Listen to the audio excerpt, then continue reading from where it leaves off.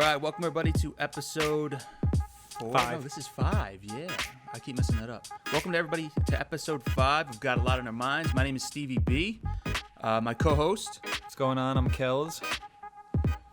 And this week's guest, I know him as Professor Carranceja. He's also Savage Yoda, the founder of Noisemaker Media. He's a member of the Mothership.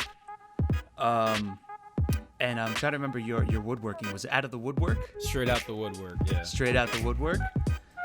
Mark Carranceja, introduce yourself.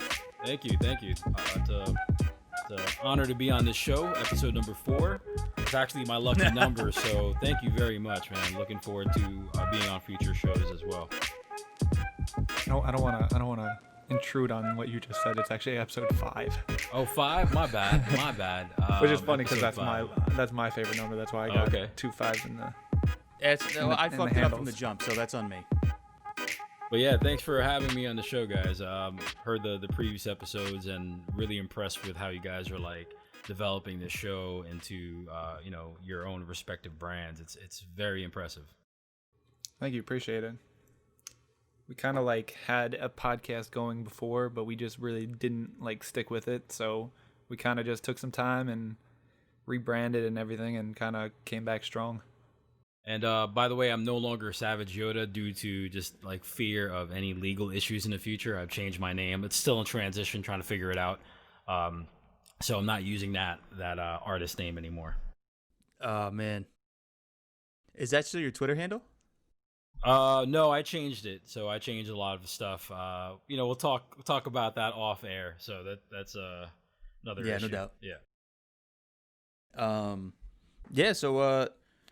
So what's going on? So a lot of the our massive audience that we have of like 13 people, most of them have gone through your program that we met at the new media program at SUNY Orange. But what are you working on now? If anyone follows him, or they should follow him on Instagram at least, Noisemaker Media, you're really getting into music production. How's that going? Pretty good. I mean, I took a solid 10-year hiatus from making music, just because I wanted to pursue my video production in earnest. Then that was like in 2008-9. Prior to that, I was like a music producer and a DJ for a solid 15 years as a DJ, then 10 years as a producer. Then I kind of did a full stop on that, just to really go all in on video production. And from there, I did my music video work, my commercial work, my live shows, running a studio and all that. Then I landed the teaching gig.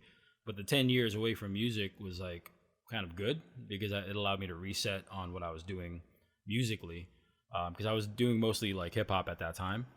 Then having a 10-year kind of break allowed me to kind of focus in on what my passions are as a music producer. And I've always wanted to do electronic music. So right now I'm focused on just really developing my ear again, because it took a while to really understand the new technology that's out there, all the digital software, hardware. I had to figure all that out again. Like I had to retrain myself, and it's fun learning all this stuff. So right now I'm just focused on like developing my sound, developing my ear, and focusing more on electronic music, mostly like hardcore techno, experimental music and stuff like that.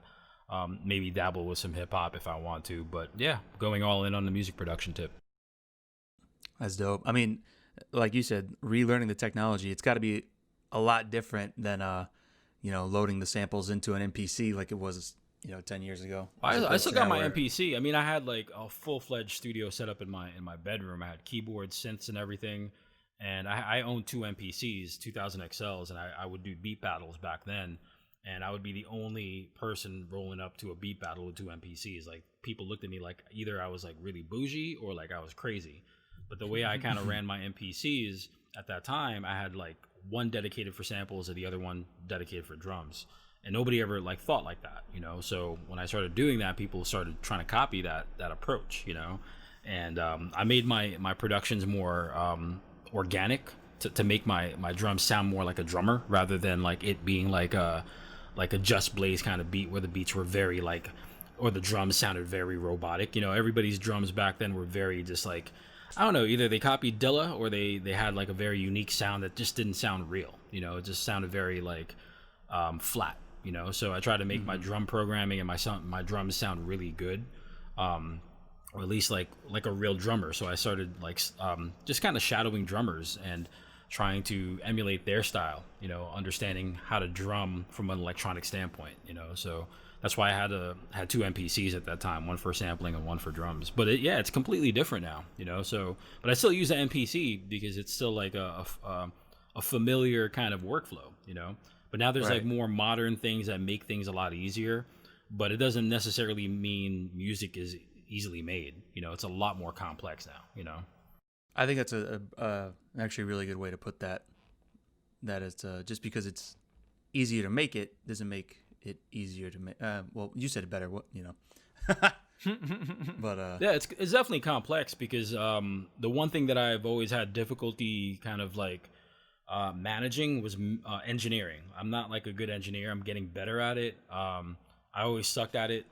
Even though I had really good speakers, good monitors, I just didn't know the approach to it. You know, I didn't go to IAR or any of those audio schools, so I had no reference point. And back then in the early 2000s and mid 2000s, I didn't have YouTube, you know, so I needed to either shadow like an engineer or a really good producer who knew how to mix. And I didn't have access to those people. So that was another thing for me too, like as an electronic music producer now, I didn't have any reference points in New York City to kind of shadow people who made electronic music. So now I'm relearning the whole process, you know, so it's kind of good and bad, but yeah, mixing is hard, man, you know? oh yeah, that is a well, I mean, as you and Chris know, like that's where I went to IER too, and just to learning of mixing, like a lot of the kids, and I kind of had the same idea too when we went in. We're like, oh man, like, you know, you go in and they give you like a tour of what it's closed down now, but you go in, you get a tour, and you see like the studio, and you see like all these many like 8-channel mixers, and you're like, yo, like I'm gonna learn how to make beats. I'm gonna be a producer, and then you get in there, and they're like, all right, so when can we make beats? And we're like, no. They're like, no, like here's this breakdown of like it's like a jazz song, like you have the drums, the saxophone, like. They were like, mix it, and they were like, no, I want to make beats, and they were like, no, that's not what this is. You're learning how to engineer it and compress it, the equalizer, all that kind of stuff, and it's so much that goes into it. Yeah, it's definitely a science in itself, and you know, I don't know if I'm not disciplined enough to learn that, or actually I'm more insecure and intimidated by that process. So I'm watching as much on YouTube as I can from a home studio, you know, perspective. But I'd love to like shadow like a proper engineer, or, you know, a real legit engineer to show me like, all right, how do I even listen? You know, that's like the starting point for really good mixes. I think learning how to listen for something, learning frequencies and all that, to me, that's all like science, you know, that I don't really understand. And it's all numbers that I get like fearful of. But at the same time, it also takes away from like the fluidity of just creating music. You know what I mean? Yeah. Because all this technology now, like with all the stuff that I have in the background, it's all MIDI'd up, meaning it's all like synced up. So I have like over 10 instruments synced up. And that in itself, I had to learn how to figure out how to manage. You know, that's really complicated stuff. Then on top of that, learning how to ensure that all these sounds are like level and all the sounds are like, you know, equalized right. I had to learn all this stuff. And it's just a step-by-step process. It's more information. It's kind of like information overload at this point. So I have to figure out like, all right, I'm learning how to make music. I'm learning how to, you know, manage the gear. Now I'm learning how to mix. Then on top of that, learning how to master. It's like, it's a lot, you know? So it's not like how it used to be back in the early 2000s. Good for you though, for, you know, a lot of people would see that challenge in front of them and be like, you know what? Fuck this. You know, it's too much, you know? So the music will be coming out under Noisemaker? Yeah, definitely. Noisemaker was initially a record label, and I was kind of working with a few artists in Brooklyn who were like bandmates of mine because I was a DJ on a band. It was called The Sonic. That was back in like 98 to 2000. Then a friend of mine, he and I were working on like just my earlier music. It was under a group called Brainchild. We were just like experimenting with the MPC. I got my MPC back in 98 and I was using it to make beats, but I was like, you know what, for me to learn this machine, without even reading the manual. I need to do something different with it. So we started just experimenting with like, electronic percussion and really trying to maximize that machine to make it not sound like a traditional drum machine. So we were making like layered textured noise with it. So we were creating that, and along with the music that he was making on the guitar and other like, instruments, we created like a lot more like kind of atmospheric stuff with drums and stuff, but not like your traditional boom bap drums, more like low key percussion. So yeah, we made that, and we were just kind of like figuring out how to make music. At that point, then we were like, yo, how are we going to release this stuff? Oh, let's come up with a label. Oh, cool. Noisemaker. There you go. And that's how it came about in 2000, 2001. Then I got it like LLC'd in 2002. Then, it took time to really build it up into what it is, or what it was back in like the late 2010s, So, yeah, Noisemaker became what it is, as a record label and multimedia kind of endeavor. That's dope.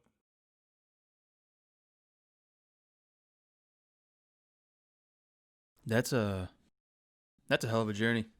yeah. I mean, it took a while, like when I got the LLC, it was like $140 back in 2002. And it like literally came back. Like I applied for it and it came back in like maybe a month.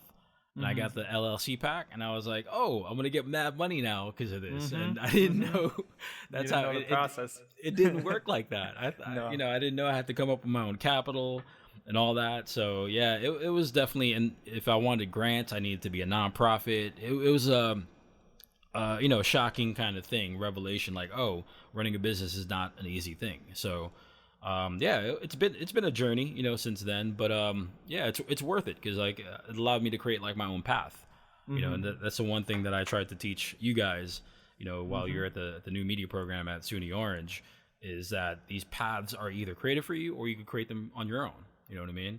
And at that time when I was like, I think 21, 22, 23, I was just like at a crossroads. Like, do I follow this path of, I was actually working for a radiology company at that time in the city, like on Broadway, right by Columbus Circle. And when I started my company, I was like really in the crossroads of my life where I was like, do I keep pursuing this track or do I create my own? And I didn't have a mentor at that time to guide me, you know what I mean? But I had like a few people who influenced me to start my own company because I saw them at least taking the leap to start their own thing. And right. I was like, you know what, fuck it. Let me do this. Let me do this on my own, even if I don't know the ropes of running a business. I don't have an MBA or anything like that. But yeah, that's my journey. Like that. I was just like kind of inspired to kind of do my own thing without any like rhyme or reason. It was just more having like the independence and freedom to kind of pursue my own thing. Yeah, it's definitely a lot of trial and error. Kind of do a lot of falling to kind of get to where you want to be, but it's kind of cool just to have that freedom to do what you want. Absolutely. I mean, having the freedom means that you have to be willing to fail too, Yep. So, yep. And not a lot of people, especially people younger than us, are, designed to learn like that. I feel like failure is something that is frowned upon, but in our world, being, an entrepreneur, or just being an independent freelancer, like failing is part of the game. You know what I mean? And I think it's not even a lesson. It's just part of like what your genetic makeup as an entrepreneur needs to be, and if you can't accept failing, and you're never going to learn how to pivot, and I feel like those lessons are never included in like any educational kind of curriculum at all. So that's why, when I started the program at SUNY Orange, I wanted you guys to learn on your own and have the freedom to learn on your own and experience your own failures on your own. I'm not going to, judge you guys by, on what you weren't able to do, but I want you to at least learn like how to manage those expectations, the successes and failures. Because I feel like having that understanding, at least in the back of your mind, like, oh, I could do this on my own, whether or not I succeed or fail. Because I feel like that's how I learned on my own. You know what I mean? And I feel like the traditional world of education doesn't teach you that, or at least encourage that kind of thinking. So I think the main thing that I kind of, being that I had the experience with going to St. John's, and then I had the experience of coming back through the SUNY Orange New Media Department, what you built was the community aspect, besides of like kind of what you just said, where, you know, go out and do it yourself. Where when I was at St. John's, it was loosely like that, but it kind of almost felt like the 13th grade, where it's like, all right, here's what you got to do. Go out, shoot it, come back, we'll watch it, and we'll critique it. It wasn't like what you built, which was kind of like where if I had that in the beginning, it would have been a lot more beneficial to me. So I kind of had to experience that, kind of fail with that aspect, and pay all that money for a college that was really not suited for what I kind of feel like if you're paying all that money, you should be kind of getting the certain education in a sense. And that's kind of like once like in the beginning we were talking, and then you were kind of just like, come through, come check it out. And I was just kind of like, I don't even really need to check it out, because all of the pictures and everything that you posted were what I needed to see. It was more of a community. Everybody was hands-on experience. Like I didn't really get any real experience in St. John's besides like the TV with actual like DSLRs or other things like that. I kind of bought my own, and then just, instead of going through the rental department because it was always a mess, I just used what I had. So it was kind of like we didn't, from what I remember, I don't even think they had a C100 or anything above that besides like their TV department. Yeah, the reason why I kind of wanted to take that approach was I kind of picked from different experiences too. Like when I went to the School of Visual Arts, it was more hands-on learning. There were a lot of, great professionals there who taught me the ins and outs of the actual production of film. And that was definitely helpful. Did I learn a lot there? Yes and no. I mean, it gave me more of a framework of what filmmaking was about. But prior to that, I was already like doing skate videos and learning on my own and shooting stuff on my own. And it really helped me out to kind of define like an aesthetic, criteria for filmmaking. Then when I went to Brooklyn College for filmmaking and political science as well, the education I got there reinforced everything that I learned at the School of Visual Arts. But the experience of having a community at that college, even though it was a 4-year university, inspired me to kind of do the same thing at SUNY Orange. And it's easier to do it at a community college level because you have students who are commuter students and everybody's local. At Brooklyn College, even though people were from Brooklyn, a lot of the students who I dealt with were not from Brooklyn, didn't really know the culture like that. So on a community college level in Middletown, at least everybody's like within a stone's throw away of like meeting up and even creating like a community kind of culture. And I realized that kind of thinking, or at least that kind of culture, was important to build up a program right from jump, because without like the students buying into this idea of community and me as an instructor being on the ground and reinforcing it, the program wouldn't have succeeded, or where it is now, where it's kind of like running on automatic. You know what I mean? And every semester I have to kind of reinforce that here and there, just to find the stars. But it was just like at that time when you guys went, it was like a confluence of like older students like yourselves and younger students kind of meeting up and really buying into the vibe. You know what I mean? And now it's kind of hard to do that because there's a lot of not even different age groups, a lot of younger students kind of coming in and are kind of cynical about this whole community thing, and it makes it really difficult to reinforce what was really positive from 2015 to 2017 that you guys kind of created and embraced to what we're doing now in the future. So there's a struggle now in terms of getting people to buy into that kind of community thing.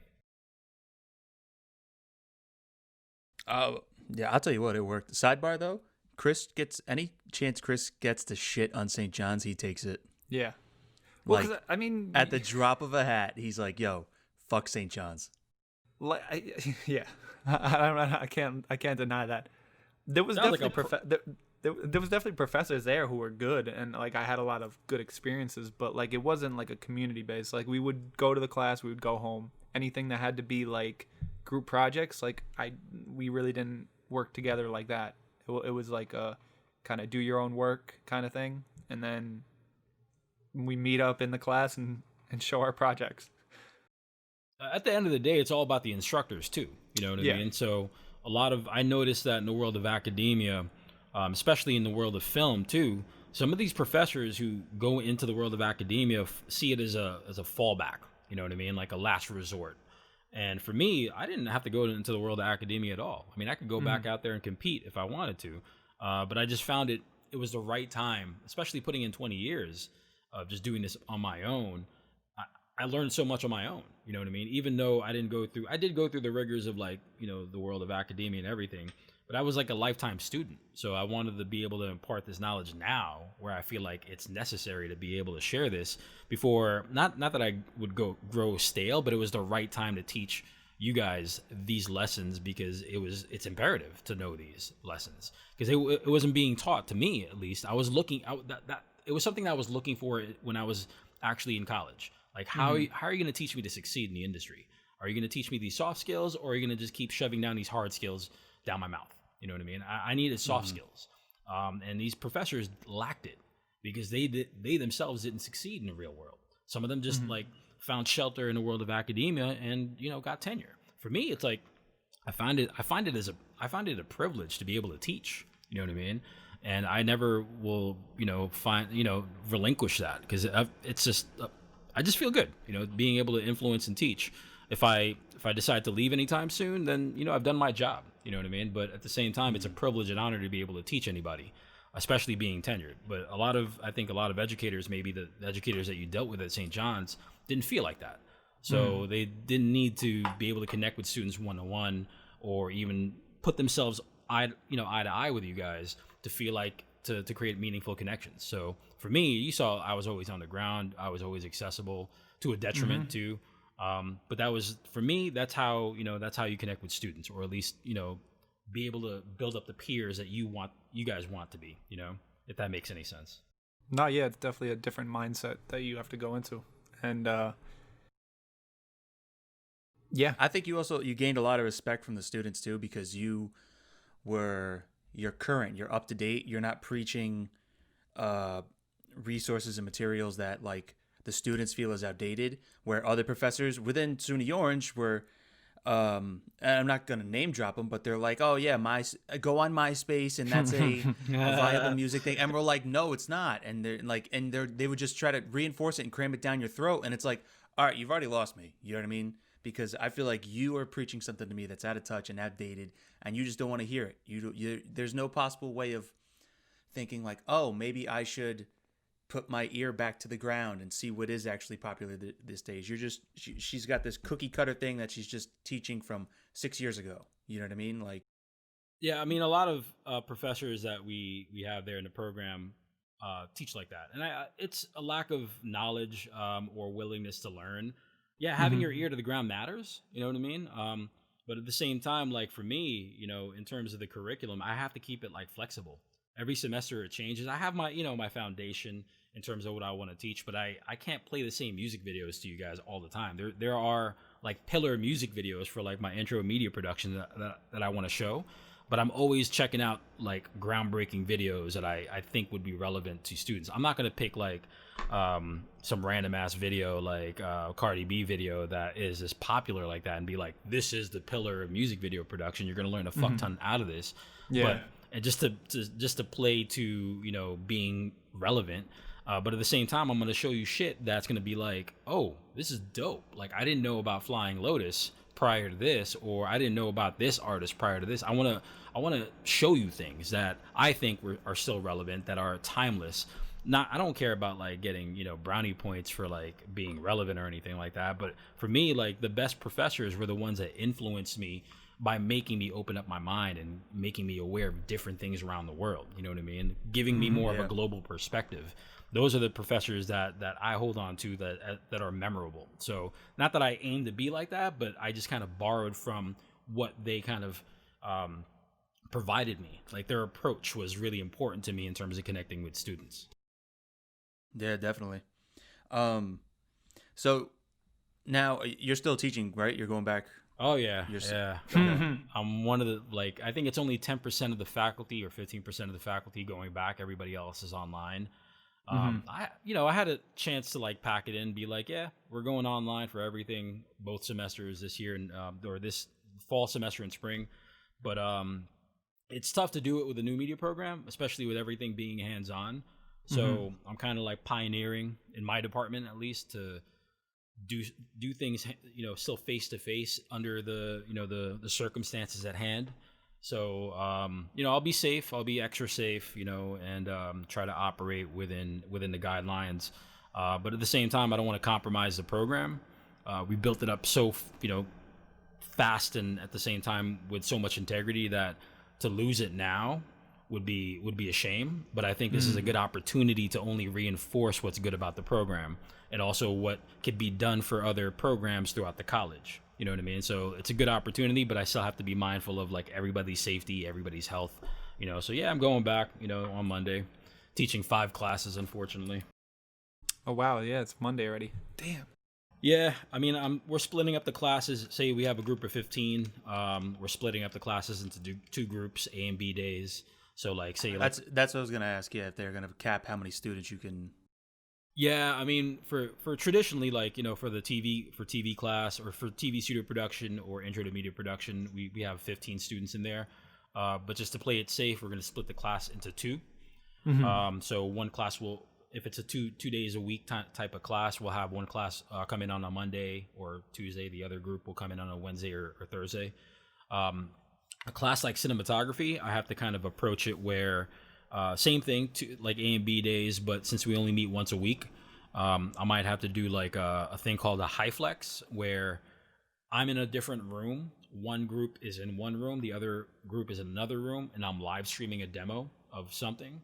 I've never done that. I don't think a lot of professors have done that at the college, but I'm willing to try it. And when I mentioned that to the president of the college and the VP of the college, when they just stopped by to visit the studio on Friday, last Monday, they were like, "Oh, that's called a high flex." I'm like, "Whatever it is, I'm just gonna try it." I don't know. I mean, it just makes sense to me. But call it whatever you want to call it. But it's just a matter of like, maintaining academic integrity at the highest level. So whatever we have to do, let's do it. Yeah, that's interesting. I was wondering, like, because like you said, like it's a lot of hands-on approach. Like you gotta take the camera or take the computer and the editing program, and it's one thing to be like, download the textbook and then read from there, but it's another thing to be like, how, if I'm working at home, how am I supposed to go now work with a camera or work with an editing program that I don't have, so Yeah, it's going to be tough, like with a class like visual effects. That's a tough class because not everybody has the same kind of computer to be able to run After Effects really efficiently. So, it's a CPU intensive program. And on top of that, not everybody has the same skill sets using After Effects, So to teach everybody on an equal playing field, equity becomes a problem because of just some people are faster with After Effects. So I don't want to slow down their learning process. Some people have no clue how to use After Effects. So to meet everybody in the middle on an online kind of platform, I have to approach classes like that differently, rather than like kind of like throw like curriculum at you guys in an equitable way. I'd rather work with people one-on-one and be like, all right, let's treat this like an independent studies class. So if you have a skill set already you could say it's intermediate to advanced, let's start you off there. Let's figure out what kind of tutorials I could kind of develop for you, or even reference a tutorial for you on YouTube. Let's figure out a project that you want to work on. Then from there, I can kind of guide you and serve as your executive producer or producer to help you fulfill whatever objectives you want to meet, on that level. Because it's hard. It's hard to like teach somebody After Effects from the ground up. You know what I mean? Especially if somebody wants to learn how to do the, advanced stuff. Like that takes time in itself. So if you have a novice learning the advanced stuff, they're done. They're completely done. So I have to figure out how to manage that class this semester. And it's kind of a good opportunity to make that into like an online class too.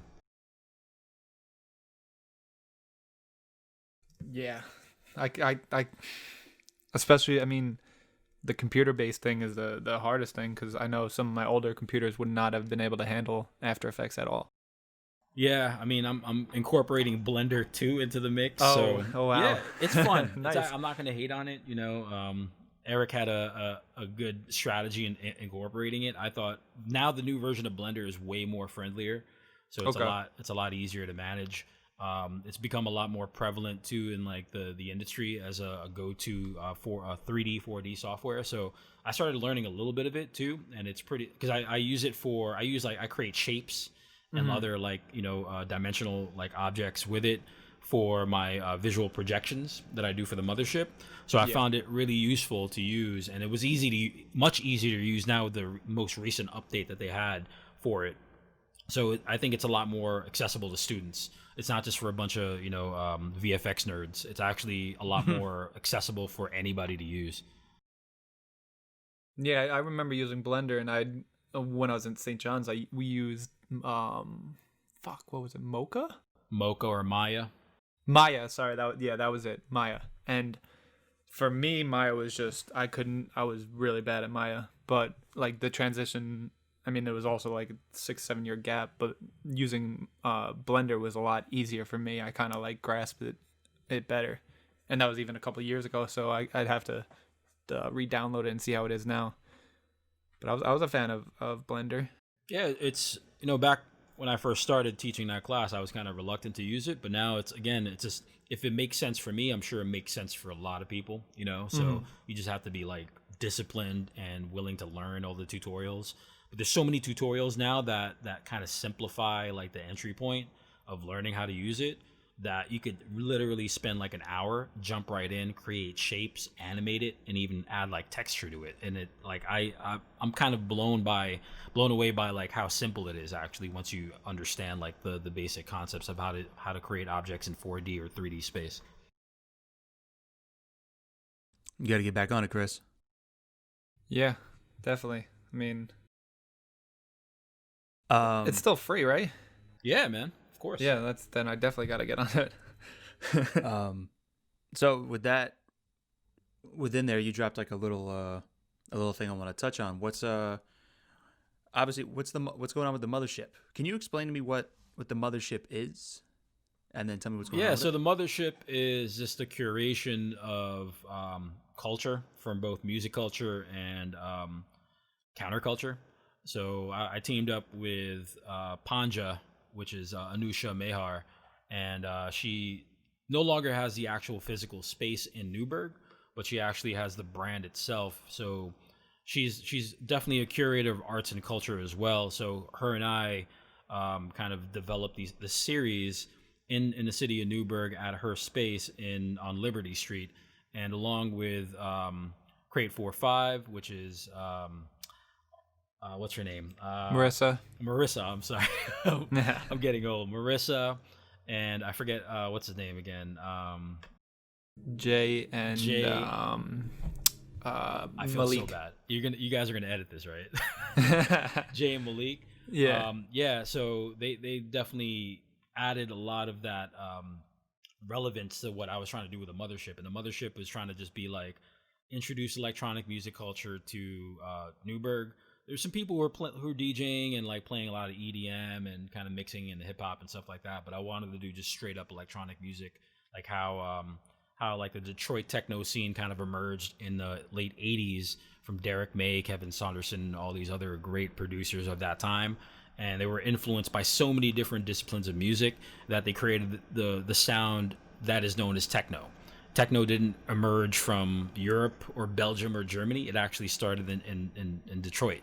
So, I was inspired by what they did back in the 90s or late 80s, early 90s, and I wanted to bring that kind of scene into the city of Newburgh and hopefully try to build this up to be a well-known electronic music scene. And there's a lot of, from just starting that off, the Mothership, I realized there were a lot of people who are interested in electronic music. It's just a matter of finding the right venue, the right place to be able to host these events, because raves are not really welcome in the state of New York, so, or even rave culture itself is not really something that people are attracted to around here. So trying to come up with a different way of presenting the event or the experience is important. So we're trying to do more.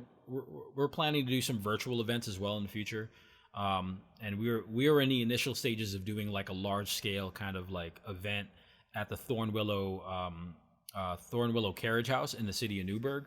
It's like a 10,000 square foot event space, and we were thinking of really creating some kind of visceral visual experience where we have a literal mothership in the center of the space, and surrounded by four walls will be projections and also like kind of installations of actual performances as well. So it would be like a really cool like merging collaboration of art, culture, and music. That's dope. I want to, because I know you've had what is it, at least 5 or 6 like events down in Panja, right? Yeah. I mean, it's just the And, location. I wasn't able stuff, to get to man. any of them. Yeah, no, I want to get to a few of them. Chris, I know you're part of it and you've been to them too, but I never actually had the chance to check it out in person for myself, and I've been dying to see it because it looks so unique and it just looks like it's a good time. Yeah, it's just, again, trying to find the right venue, right crowd. You know, I'm not like a super famous DJ, and it's hard to get DJs to buy into that kind of music because a lot of DJs up here play everything, you know, so they're not like locked into like Afro house or tech house or anything. Like they dabble with that kind of thing, and that sound is more of a European kind of sound, and I get it, but at the same time, like I'm not looking for like a what do you call that?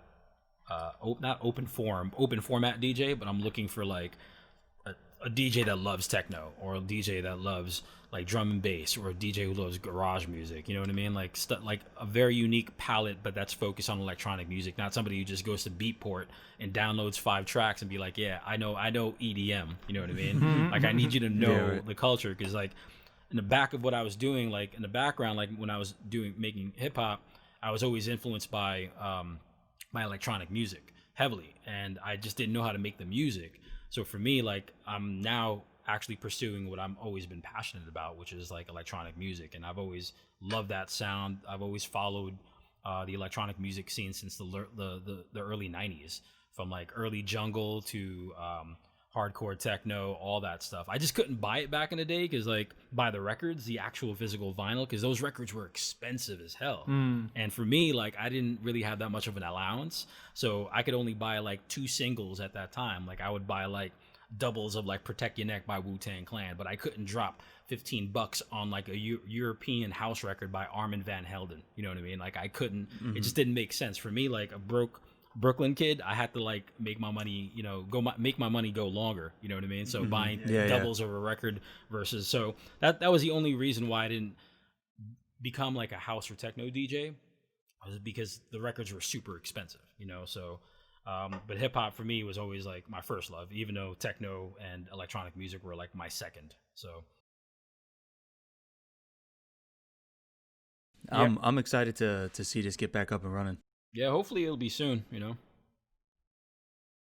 What were you gonna say, Chris? No, I was gonna say that, like, definitely, like, coming from like me being hip hop and enjoying that kind of music, R&B and all that, I kind of never really gravitated toward that. So it was like more of like an eye-opening experience to go there and kind of hear the different styles, and then also the visual aspect of it was always something that was dope for me, and just the amount of time that I know goes into that, putting it all together, and just even setup, when you see the setup of how long you had to get there beforehand just to make everything like run smoothly. It was definitely dope to see. Yeah, hopefully we'll get to a couple of more events by the end of the year, whether it be virtual or physical. But yeah, you know, hopefully we come back strong next year, you know, do a few more. So again, too, you gave me with a little segue here. You mentioned Thornwillow. You've been making videos for them? Yeah, so I haven't really stopped making video production, or just getting involved in video productions at all. Aside from Thornwillow, I've been working with the Newburgh Boys and Girls Club as well. So for the last month, I actually worked with them on developing like a cohort of media students to learn the ins and outs of video production. So they were like 13, 14, 15-year-old kids learning how to shoot video. So getting involved with like the local Newburgh business scene is really important for me, because there seems like there's a lack of cohesive kind of content being produced from all these entrepreneurs who are dying to get their content out onto the web. So when I got introduced to Thornwillow, they were at the point in their business trajectory where, yeah, they've been manufacturing books for like 30 years, but they're trying to get into the content game and do so fast and do so without, without going off brand. So I realized there was an opportunity there to kind of take my experience in terms of creating content or being a content creator and show them what they needed to do. And I told them, you can't just jump into this and create content for the sake of creating content. You have to maintain your brand strength or brand integrity, but at the same time, play it slow. Some people want to play it fast and be like, yo, let's create content just to create content, just to get it out there. Mm-hmm. And they make a mistake of rushing their content and falling flat when the expectations get higher and higher. So I told Luke Ponifel, who is the owner of Thornwillow, let's create short films, because this is what you guys are all about. Your aesthetics are all about, it's everything. It's tantamount to the success of the brand. So all their Kickstarter campaigns that I've shot and produced and edited for them have been hugely successful. The last two actually, I think, raised over $350,000 for books, like physical books. Mm-hmm. So wow, yeah. So before that, they were doing good numbers, but you could call it like the COVID effect. The last one was probably, I think they got like 150,000 for the last Kickstarter campaign, and this is strictly for physical manufacturing of books. So now we realize, all right, people are starting to pay attention to the content that they're creating, because we're actually matching the level of quality of the aesthetics that they publish with the books with the actual visuals that we're presenting on Kickstarter. So now the stakes are higher. So I'm kind of excited, because now he's kind of given me like the creative freedom to create the content for the Kickstarter campaigns, but also figure out what to do with the social media aspect of it in terms of creating content on a daily basis. So yeah, it's a slow play with that, but I'm using that as a template for what to do right in terms of social media branding and content creation, at least for local businesses. That's absolutely. I think the authenticity of all the ad campaigns and everything really fit the brand. Because it's like a quality, like, and people still love. There's a certain group of people who still love the physical aspect of holding a book and turning the pages and all that things, and without actually being there and just watching the videos, you can kind of tell that like the amount of effort and just what they put into just printing their own books and everything like that. Oh yeah, I mean, it's hundreds of hours of manufacturing books, all handmade. So it's I think they're one of maybe 5 pressing companies in the country. And at one point they were like the go-to company locally, or not even locally, nationally and globally, because they were just like killing the game. Then I think the 2009 recession kind of slowed them down. Then also the transition into digital definitely slowed them down. But now it's starting to pick up again, because people are starting to find interest in like physical materials again. So it's just a matter of, again, creating content on a daily basis, but also transitioning the brand into more of a relevant mainstream kind of like entity. So before I stepped into creating content, their musical selection, I noticed, was very yes, on brand, but very like geared to an older demographic, because Luke liked using a lot of orchestral stuff, right? Which is great. Mm-hmm. It worked really well for what they were trying to do at that time, and also the quality of the visuals that they were shooting. Then when I stepped in, I started introducing a lot more contemporary stuff. The last edit that I produced for them, they shot all the content, using photos, but I decided to use a song from the Euphoria soundtrack, which was really cool. And it was more focused on this campaign. Their campaign for that little 2-minute little social media piece focused on social change. And I used this Euphoria track and the HBO show Euphoria, used that track and kind of like edited the actual piece to that soundtrack, and everybody at Thornwillow loved it. And they were like, yo, this is dope. Like, let's keep rocking with this kind of like contemporary sound, but still mixing in some of the older elements as well. Because the one thing that I want to do for Thornwillow when it comes to creating content is to keep their audience on their toes, never predicting us to, never, leaving us to be predictable, in terms of creating content. And now like they believe in that kind of like thinking, and every piece of content should be something new and fresh. So even though that takes a lot of time and effort to come up with, it's also the effort to keep the audience fresh and engaged with every piece, even if it's a 1-minute piece. Oh yeah, definitely. And they're and you said they're located right at Newburgh, right? Yeah, right off Southlander. So they're right in the gut. So they've been there for over 30 years. And they have like a really large compound of buildings. They have like their factory, and they also have their event space, which is going to be converted into a workspace for artists. And also they have a large 30,000 square foot like storage space that's going to be converted into like not a farmer's market, but a market for some kind of like for local commerce. So it's going to be, it's a big venture that Luc Pontevel is getting involved in, and I'm trying to help him create more content to raise awareness for what he's trying to do for the city of Newburgh, and he, just kind of increase his profile and the legacy that he's leaving behind, because he's so low key in terms of what he's doing in the city of Newburgh. People know him. People who do know him, and people who work with him like working with him. So I'm definitely one of those guys who's like a big supporter of what he does. Now, for anyone that's listening, I know on Instagram there, you could just, if you type in Thornwillow, it pop. They're the first one that pops up with the little yellow and black profile picture. But is there a website? Like, is there like a thornwillow.com that everyone could like, even to purchase the books or just check it out or support or? Yeah, I think their site is thornwillow.com. So let me double check. It's thornwillow.com. Yeah. And they have presence on social media, both Facebook and Instagram. Most of the visuals are on Instagram, and I think there might be some similar posts that happen on Facebook as well. But most of their action is on Instagram. So just type in Thornwillow, one word. Yeah, I mean, I'm looking at their products right now on thornwillow.com, and like it definitely has like a very old school, genuine, like quality product that you feel like you're buying here. I mean, their process, they have a lot of manufacturing tools to be able to produce all this stuff. Old school like machinery. Some of them are like 150 years old. Like old school like printing. I don't know the names of it, but I've filmed a lot of them.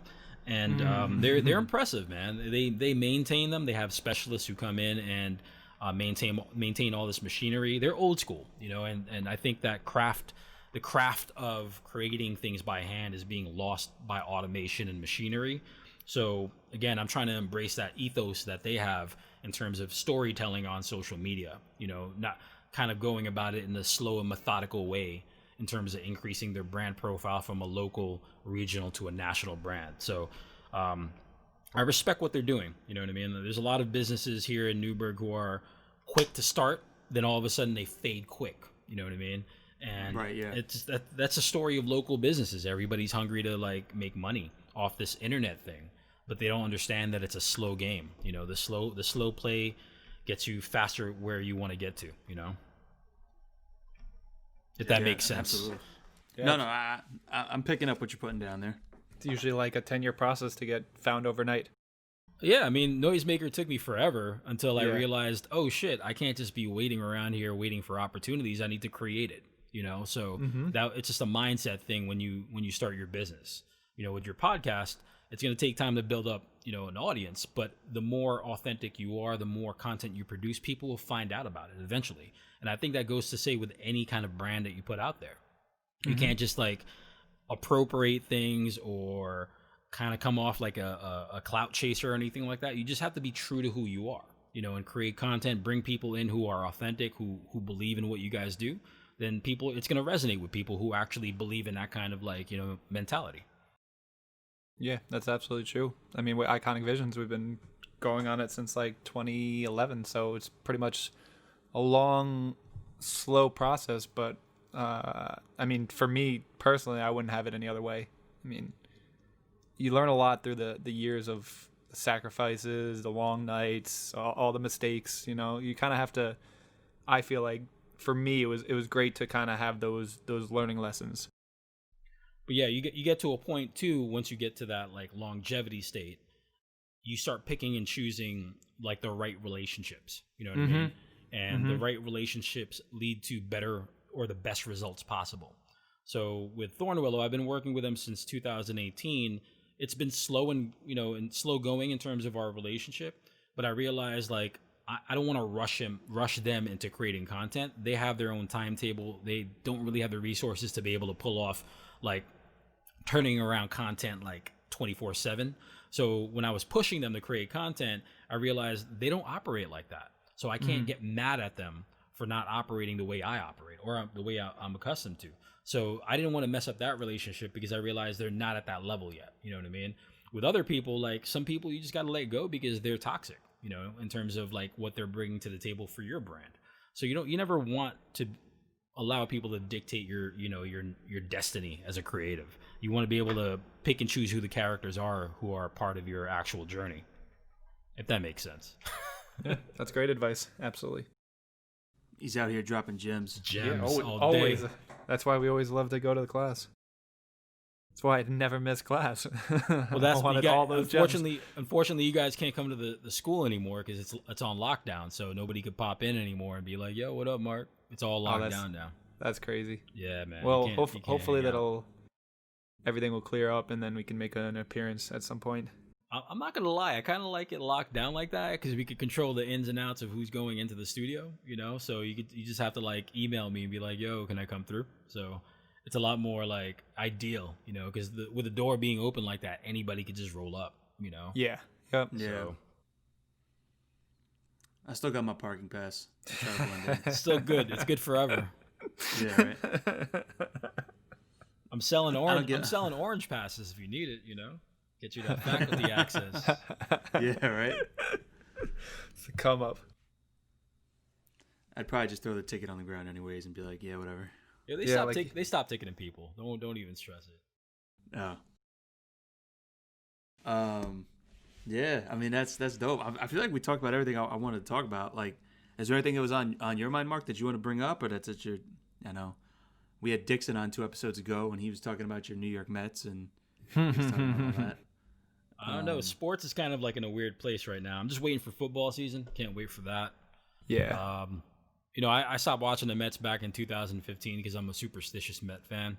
So I can't really fuck with them right now. When they start winning, or even when they're losing, I just not that I'm like a what do you call that kind of fan? Like I'm not a bandwagon kind of fan, but it's just after 2006, yeah, I'm dating myself. I just like the heartbreak just hurts. You know what I mean? In 2015, I was like, yeah, they're gonna lose. So I watched every single game of that World Series, and I just realized, you know what? I can't watch the Mets anymore. I'll watch them from a distance, and if they win, they win. They lose, they lose. But yeah, football, I can't wait for that to come back, though. You're a Giants fan, right? Yeah, man. You know, Saquon, he's the real deal. Mm-hmm. I can't deny that. He is a man amongst boys. Mm. Yeah, Hope Jones, you know, with what's his name, being the offensive coordinator now, hopefully he'll teach him a thing or two about, you know, pocket patience and all that. Then Saquon, you know, he's only good for 5 years. So he's, entering his second year or third year now? So we got... third year, yeah. Yeah, so we got a solid 3 to 4 years. I don't know when he's going to walk away, too, with his rookie contract. So I don't want to, like, burn him out, you know, but you want to keep him around for at least a solid 10, right? Mm-hmm. You know he's going to get injured in his 4th year or 5th year, so he'll come back, he'll bounce back strong for his 6th year. Then his 7th, you know, the lifespan of a running back, you know, so he's a max player. He just goes all in. He's not like a pity pat running back. He's like, name any running back out there who goes north south, who's just power, pure power, and finesse too. He's no Barry Sanders by any means, but because Barry Sanders is an elite quarterback or a running back, but Saquon just got power though. You know, he just. You know, he just runs around you, through you, over you, whatever it takes. Yeah, I mean, he's the prototypical running back, but let's see how long he sustains this, you know. So Yeah. I just don't have like faith in running backs like that, especially in this game, because they get overused, because it's just how the league is designed now. All the offenses in the league are designed now.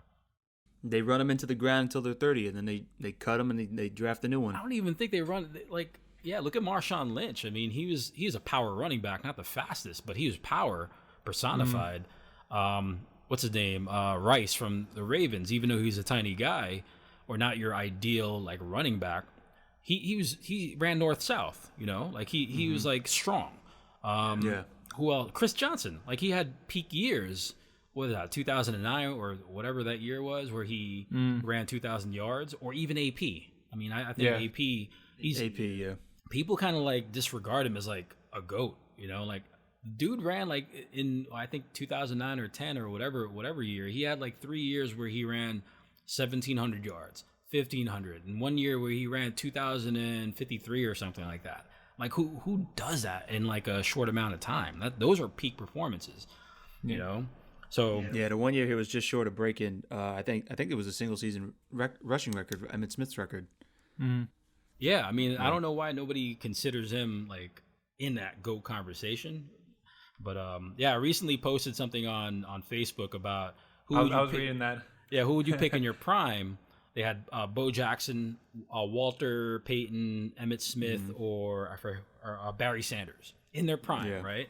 And if we're going to base it on stats, and I'm a stat guy, I'm not going to like go off like, oh, Bo's highlight reel is amazing. But everybody gets so gassed off Bo, even though they forget that he only played 4 seasons. I'm like, yo, bro, like he barely rushed 2,000 yards, in 4 seasons. Yeah, granted, he had like an amazing highlight reel. He was a beast, but he wasn't beast long, like for a sustained period of time. He was only a beast for maybe like 300 carries, So, right. Like, and people were like shitting on Emmitt Smith like as if he was like he didn't do shit, even though he had a great O-line. He had like Aikman, and he also had a great tight end and a good wide receiver. He still played. He still had to play for a sustained period of time to get to the point where he was a GOAT, But everybody shits on Emmitt because everybody doesn't like. Nobody likes the Cowboys. Nobody likes. Dallas. I was about to say. But Barry Sanders was just. He was great, but he just got cut short by that. It was a hip injury, right? That like ended his career. No, he just retired. He just said, "You know what? I'm walking away." Even though he still had it. He just said, "Fuck this, I'm done." He pulled a Calvin Johnson. Yeah, he pulled a Cal. I guess that's what happens when you play in Detroit. You're like, I'm gonna be a loser for the rest of my life. Yeah, I mean, and Walter Payton, I didn't really grow up watching him like that, but I'm sure he was excellent because he's a Hall of Famer. But yeah, if you're looking at like prototypical running backs, I mean, to me, AP is like a beast. Power, finesse, and I think Saquon got that. And I'm sure the Giants are going to fuck it up somehow. You sound like me as a Knicks fan Or a Jets fan. Yeah, I mean, the Knicks got the 8th pick, so yeah, we fucked it up again somehow. You guys are just. I'm a Knicks fan too, but whatever, man. Whatever. It's a disaster. I bet you Dolan pays an NBA just to screw up the lottery for them. Oh, absolutely. Yeah, just to keep us in misery, Mm-hmm. I told a buddy of mine yesterday, and I'm like, hey, listen, like if I ever start again talking like, well, we can draft this guy and the potential of this, I was like, just slap me upside the head. Yeah. Like, just give me one good one to shut me up. Because it's not going to happen the way we want it. Yeah, even if Dolan sells the team, which I doubt he'll ever do because that's his cash cow, I doubt the Knicks will ever attract like the right people. Same thing with the Mets. Even if the Mets get sold to like Steve Cohen, the Mets, even if they drop like a $250 million payroll, they're still gonna lose. They just don't have it. Like they just don't have the organizational like wit to get it right. There's some teams who just get it right, and some teams who just never will succeed.